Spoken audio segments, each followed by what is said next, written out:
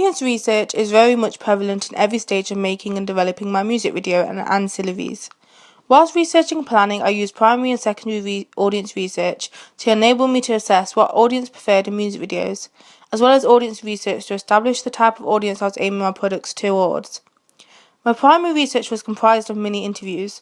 I chose to do mini interviews as I found it enabled me to gain more information as I questioned answers, as well as asked the participant to elaborate on their answers, which produced a more valid set of results. The results from the feedback is as shown.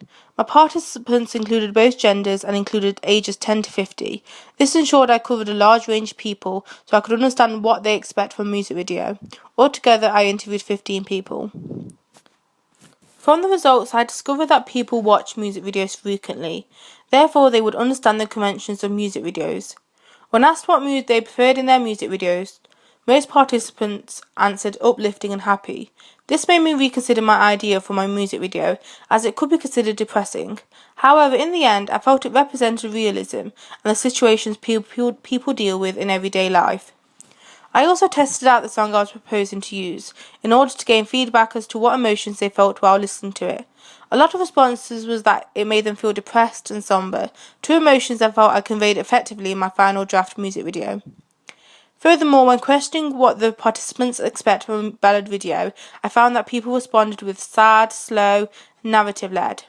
All these constructive comments regarding audience expectations enabled me to envision my music videos and the contents by expressing other interpretations in order to please a wider audience. However, I also found from my audience research that people enjoyed a combination of narrative and performance within their music video, which made me consider filming a lip-syncing performance instead of just a narrative to cut the monotony. However, because I did interviews, I found it harder to interview a wider range of people as it took longer to do. It also was harder to collaborate results as a lot of my questions were open-ended, with most of the participants giving a variety of opinions and interpretations, leading to a combination of both qualitative and quantitative data.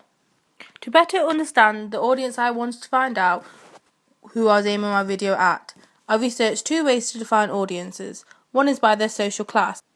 I wanted my products to be aimed at C1, which signifies lower working class and above. I also analysed Jung and Rubicam's theory and found my media product was aimed at mainstreamers, who make up 40% of the population. In reflection, a mistake I made whilst doing my audience research and feedback is that I failed to include my Digipack and magazine advert in my questionnaire.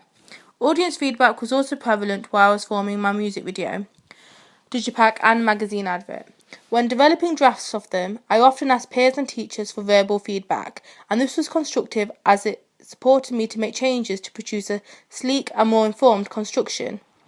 This was evident when I was creating my magazine advert, as by the time I had finished the final draft, I had produced 4 drafts before that, all of which I constantly improved based on audience feedback. When deliberating between fonts for my Digipack and magazine advert, I again consulted the audience to which they preferred. Over the stages, audience research has been vital to producing a better and more consistent media text.